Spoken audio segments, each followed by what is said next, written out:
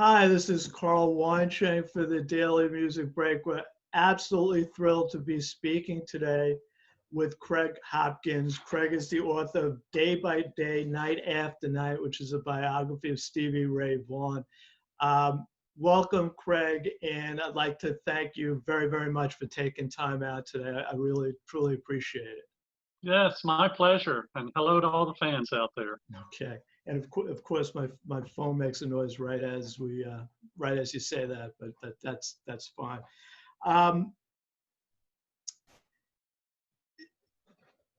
In the profiles I read and what I've read about Stevie Ray Vaughan, it seemed like he became a big star somewhat easier than other folks. It seems, at least the sense I get from these profiles, is that it was a fairly linear from beginning to superstardom. Is that true? And if so, why do you think it might be? Well, it may very well be linear, but I don't think it was quick. And some people have suggested he was, an overnight sensation. But I think that's incorrect because pretty much anybody's going to look like an overnight sensation as soon as they start getting publicity. But Stevie started playing when he was 7 years old. And he was in a progression of about 20 bands, which I tracked down in my research for the book. I don't think anybody had ever gone to the lengths that I did to try to enumerate every single band that he'd been in, and the number is over 20. Mm-hmm. So a lot of people are surprised because they don't really know much about his story before at least the mid 70s when he was in the Cobras. And of course, the Cobras was a really popular band in Austin and started getting Stevie some publicity as a guitar player, but he wasn't an overnight sensation by any means. He was, it took, 20 bands over the course of 17 years for him to be an overnight sensation. But yeah, he was good from the get-go. Yeah. Okay, we're back, and as you notice, Craig's locale changed. We're having a little Zoom challenges, but it's a wonderful technology. Every once in a while, there's a rough spot. So what I had asked Craig was whether his opinion, Stevie Ray Vaughan was seeking success, or whether he just wanted to play and the success came to him naturally because of his prodigious talents. What do you think, Craig? Yeah, I don't think Stevie cared a whole lot about stardom. Certainly, he would have appreciated the benefits of success and having a place to live instead of crashing on somebody's couch, having money to buy his own hamburger, that kind of thing. But no, the stardom aspect I don't think was an issue for Stevie. Mm-hmm. He started out as a guitar player. He loved it. He was passionate about it. And that's what drove him was playing. Mm-hmm. One of the things that I found interesting and kind of amusing is that one of the first big names that come up, and usually when you watch these progressions, people start obviously as unknowns, and then there's names you start recognizing as you get towards the person becoming a star. And one of the first names that I recognized was David Bowie. And obviously when I think of Texas guitar players, David Bowie is of course the first name that pops into my mind. But I wonder if you could explain the connection with David Bowie. Bowie was recording his album Let's Dance, I guess, and he had seen Stevie play at the Montreux Jazz Fest in 1982. Stevie being the first, I believe, the first musician to ever play that festival that didn't have a recording contract yet. But Bowie saw him that night and loved the guitar playing, obviously. And while recording Let's Dance, he wanted some rhythm and blues guitar on some of the songs. And so Bowie invited him to play on the record. And Stevie played on 6 out of the 8 tunes on Bowie's most popular record that he ever did. Mm-hmm. And so shortly after the recording of the album, Bowie was obviously going to go out on tour to support the album, and Stevie was supposed to be part of the band. And Stevie went through rehearsals here, not far from where I am right now in Las Colinas, Texas, is where Bowie did the rehearsals, and everything was all set. And there were some personality issues and things like that. Particularly, it is reported, at least, that there were some issues between Bowie and Stevie's wife at that time. And but anyway, everything was set, and the band was getting ready to get on the bus and head out on tour. And at the last second, Stevie didn't go. And there have been all sorts of incorrect statements about why that was. Most often it's alleged that the money wasn't good enough and that Stevie demanded more money at the last minute. Well, that's not true. I've talked to the people in doing interviews for the book that were there and that actually made the decisions. And basically it came down to the fact that Stevie had already done the recording for his own first album, and the record company and his management wanted him to be available to support his own record and not be out on tour with David Bowie. Would it have been good publicity and a good opportunity for Stevie? Sure, that's why he was going to do it in the first place. But if he had not been available to promote his own album, it would have died on the vine. Mm. And we might not be talking about Stevie Ray Vaughan today, except as a footnote somewhere. Wow, it's a pretty important decision, because I imagine being in David Bowie's backup band, that's like a dream for a guitar, for any instrumentalist, I would imagine. So it must have been a pretty heavy decision. Could they not have delayed release of Vaughan's album? They considered all of those options, and they said, no, if you want your own career with your own band, which was Stevie's goal, then forget about the exposure you'll get with Bowie and do what you really want. And that is go out with Double Trouble and have a lot of fun and promote your own record, and let's see where we can go with your career. So it's almost a choice. So it was obviously Stevie Ray Vaughan's choice, but it's pretty heavy-handed. I mean, not heavy-handed necessarily, but it's pretty draconian, Yeah, it was, you can do either one. Right. Take your pick. Right. But we would like you to be here to promote your album, because otherwise we don't think we're going to be able to break it. Mm-hmm.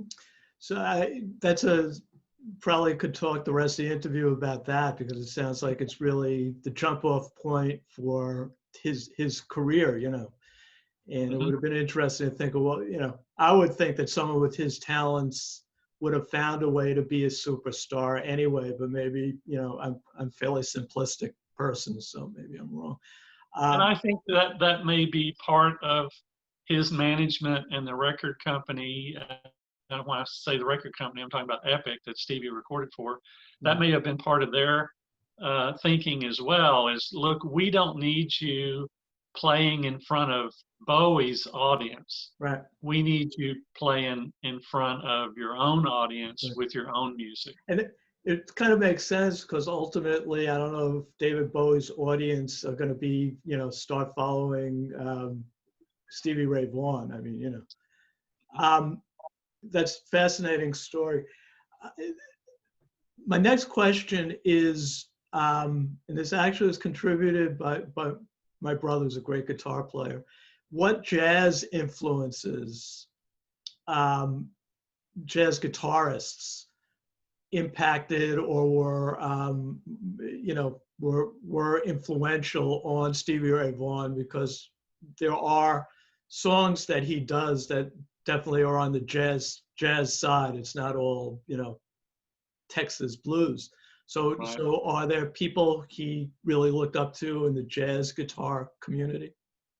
Yeah, and it goes not only jazz, but in a lot of different genres. Stevie was very fortunate to be exposed to a lot of different genres of music as he grew up. And in the jazz field, I think when you listen to some of Stevie's music, you hear a lot of Wes Montgomery in particular. Hmm. And he is known to have been a big fan of Django Reinhardt. Hmm. But I'm sure it goes much beyond that in terms of his jazz influences. Um, I'm not a jazz expert, but I know Wes and Django were way up there on Stevie's list, and he had I've seen some of the records that Stevie had in his personal record collection, and he had several jazz compilation albums of various artists. Interesting. I know I told you before, before it was recording that I did something last week. I was fortunate enough to be able to do an interview about the Wrecking Crew, and there were jazz people in the Wrecking Crew. Barney Kessel is a unbelievable guitar player, and And Stevie had a Barney Kessel guitar for a while. I, I would imagine, talking about the Wrecking Crew, I would imagine if you're a jazz guitarist, the Wrecking Crew stuff is not that challenging, but that's who knows. Um, and this kind of is a follow-on question. Where do you feel Stevie Ray Vaughan would have gone musically if he had survived?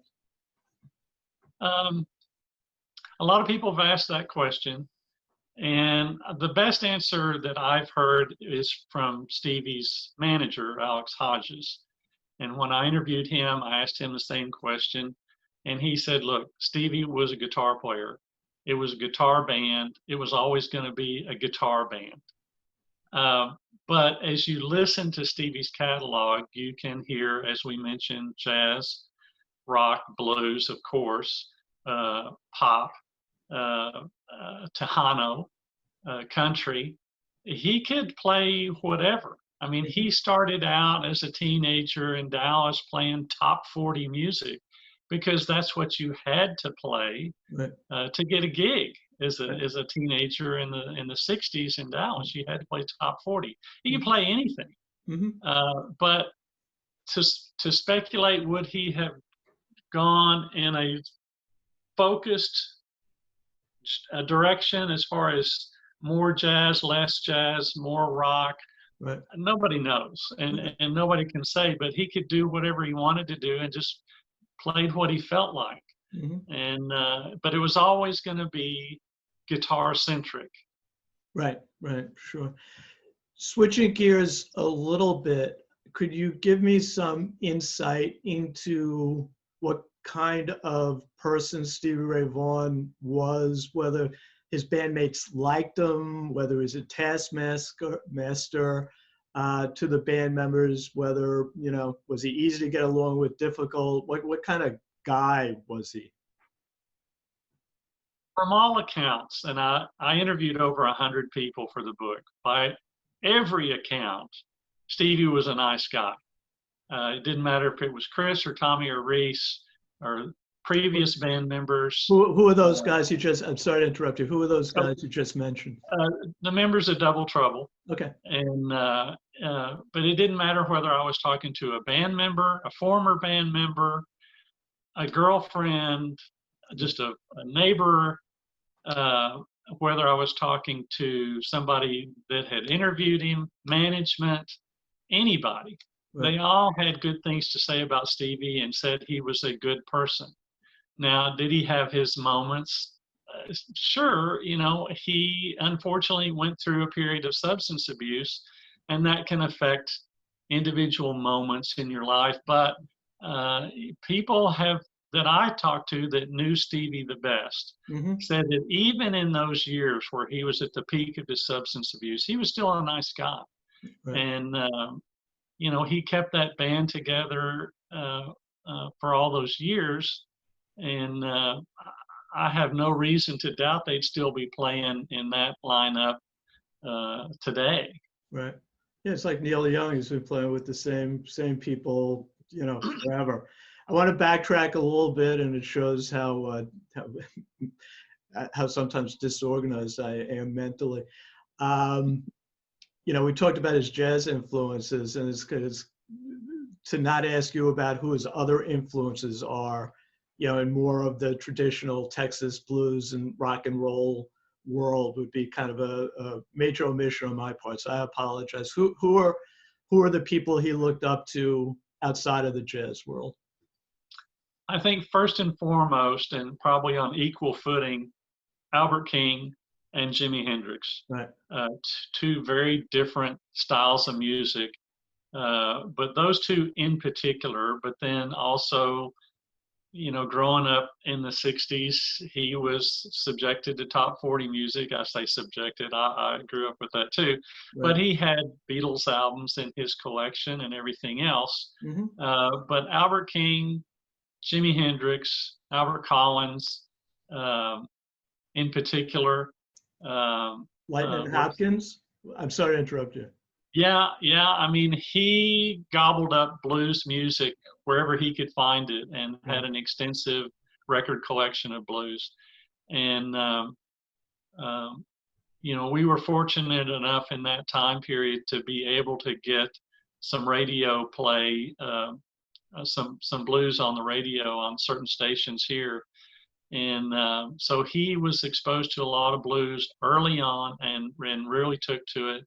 And so it's hard to limit it to just a few names, right. Because, well, for example, in 1980, his first real manager asked him to write an autobiography, and one of the questions is, what were your influences? And the list of names was 20 or 30 people. Right. And probably not all guitar players, I would imagine. No. I want to ask you one guy in particular, because he's a favorite of mine, so I'm being selfish. Okay. Was there any relationship between Stevie Ray Vaughan and Johnny Winter? They played together on at least a couple of occasions. Mm-hmm. Johnny being a little bit older, right, was more established when Stevie was just starting out. Right. And but Stevie opened for Johnny in Austin at least twice that I know of. Right. In about 81, 81, Stevie was opening for Johnny. Right. I've interviewed Johnny, and he loved Stevie. That's clear. So they would have had a good relationship. I don't think they got that many opportunities to play together after Stevie. After his record career started in '83. For me, one of the important albums for me growing up was that 3-sided Johnny Winter album with Hustle Down in Texas and Memory Pain. I mean, it's an album I always, I was always a big Johnny Winter fan since the first day I heard that album. Me too. So beyond the music, obviously Stevie Ray Vaughan was a prodigious talent. What resonated, do you think, that made him a superstar? What was special beyond was there something special beyond his talent as a guitar player? I think the main thing that people talk about is how visible his passion was for music when he played. Mm-hmm. I mean, there are a lot of people out there now having the benefit of studying Stevie's music for the last 30, 35 years, right, who can play the notes. And some of them are equally as talented in terms of Guitar Hero stuff. Yeah. But to hear the passion that Stevie put into every note, that's different. Mm-hmm. Not everybody can do that. Not even some of the stars of guitar playing today can do that. I mean, can they hit the notes? Yeah. I mean, even I can, if I've worked really hard, can string together a few notes that Stevie played, but does it sound like Stevie? Not on your life. Right. You know, and it's in my position as a researcher of Stevie since the early 90s, I get guitar players contacting me all the time saying, I want Stevie's tone. Well, of course, he's one of those guitar players like Eric Johnson and some of the others who are known for their tone, in addition to their technique. And I tell these guys, I said, look, you're almost defeated before you start, because it's not the amplifier, it's not the settings on the amplifier, it's not the guitar or its settings, and it's not the notes, it's Stevie's hands and what he could do with them. Mm-hmm. And it's tough to pull off sounding like Stevie Ray Vaughan, even if you can play the notes. It's fun. As a non-musician, I'm always talking about, tone, and when I talk to my brother, it comes up a lot. It's hard for me to conceptualize not being able to get a tone, because it's a technical, it's a machine, it's a guitarist machine and an amplifier, and a person's a good guitar player, and you can buy whatever equipment you want. It seems strange to me as a layperson that you couldn't replicate that given enough time to study it. But I guess that's the way it is. I could give you another example. Eric Clapton. Mm-hmm. He could pick up my guitar and play through my amplifier, and it's going to sound like Eric Clapton. Right. Even though he's never played those instruments and equipment before ever. Right. It's still going to sound like Eric Clapton. Mm-hmm. And that's the way Stevie was. He could pick up anything, and because of the way he played, right, it's going to sound like Stevie regardless of the equipment. Mm-hmm. And the last question I have for you, Craig, and I apologize, but I sent you a list of questions I was going to ask you, and like I've asked you a bunch of questions that weren't on the list, so I apologize. I should have warned you. No problem. Why did you write a book about Stevie Ray Vaughan? I didn't set out to write a book. I ended up writing 3, actually. About Vaughan?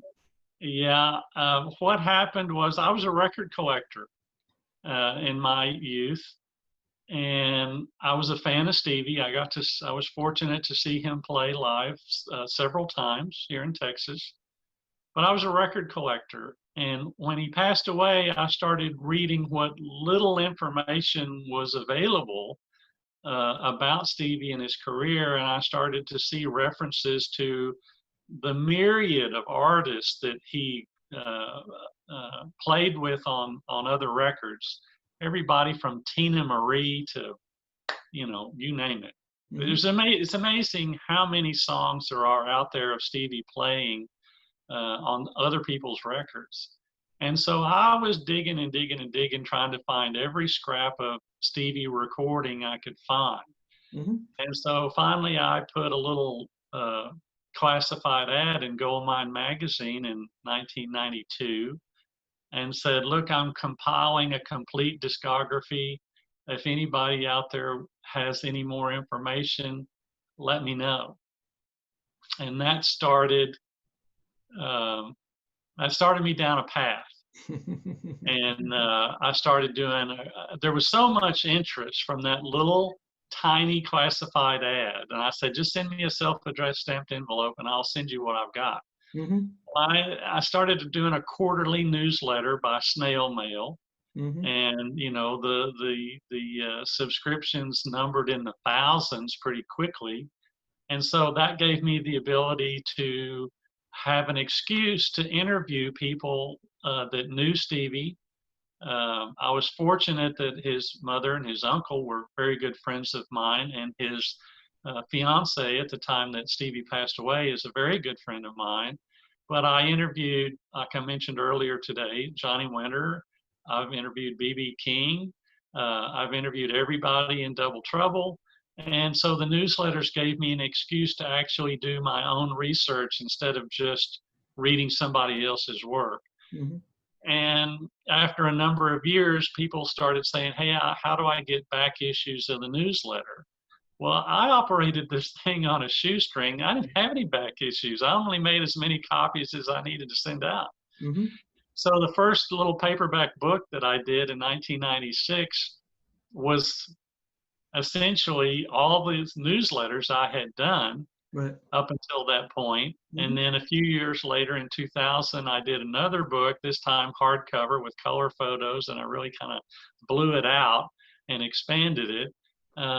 And then in 2008, I did Day by Day, Night After Night, which is a chronicle of Stevie's life from the day he was born, really up until 2008, when you include all the significant events that happened after Stevie passed away. I mean, I threw everything, including the kitchen sink, in that book, and made it the most comprehensive source of information on Stevie that I think you can still find today. Mm-hmm. And so I didn't really start out to do a book. I started out to improve my record collection. And one thing just kind of led to another, and here we are. I'm sure your record collection, your Stevie Ray Vaughan record collection now is pretty impressive. Yeah, you know, and of course I got into trading tapes from live shows and all that stuff. And there's a friend of mine in Spain who is probably the #1 collector of video of Stevie in the world. And I just sent him 2 huge boxes full of old VHS tapes that I had collected over the years. And I think he's probably got at least 100, if maybe 150 hours of Stevie on video. Mm-hmm. Just great. So you also had a family connection with him was that, you indicated that you were friends with his fiance when he died, or you are friends now with his parents. So that pre-existed I mean, were you friends with these folks when Stevie Ray Vaughan was alive? No. Mm-hmm. You know, my ability to get into that world and to do the research and the interviews all came later. I contacted Stevie's estate in 1992 and asked if I could do these things, and they said, sure.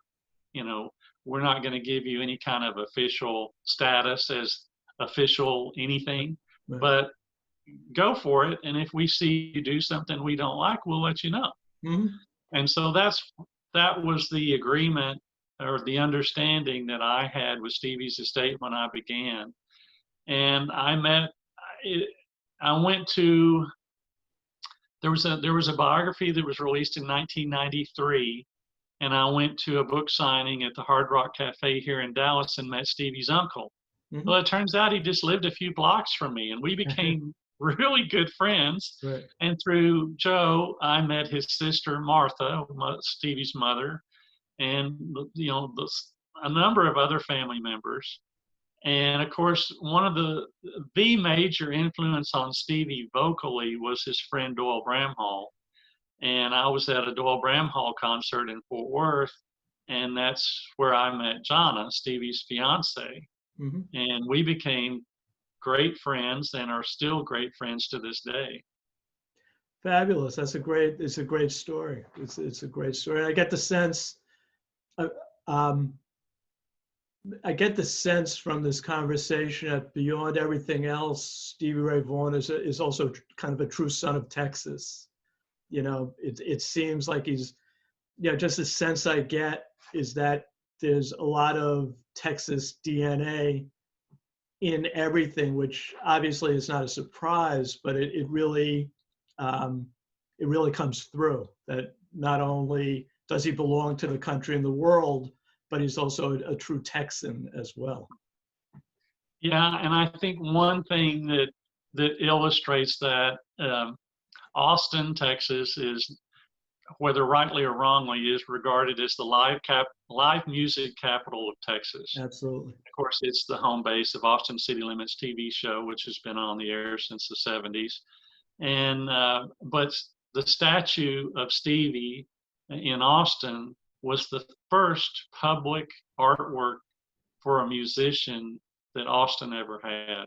Mm-hmm. And Well, you know, and that's saying a little bit of something. If Stevie's the first person that Austin decided they needed to honor with a statue.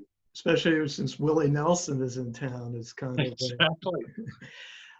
Craig, again, the name of the book is Day by Day, Night After Night. I'd like to very, very sincerely thank you. This has been just fabulous. I mean, I enjoy doing, even though I get butterflies, I enjoy doing these interviews. Invariably, everybody, I just get great information, and this is absolutely one of those. I really appreciate it very, very much.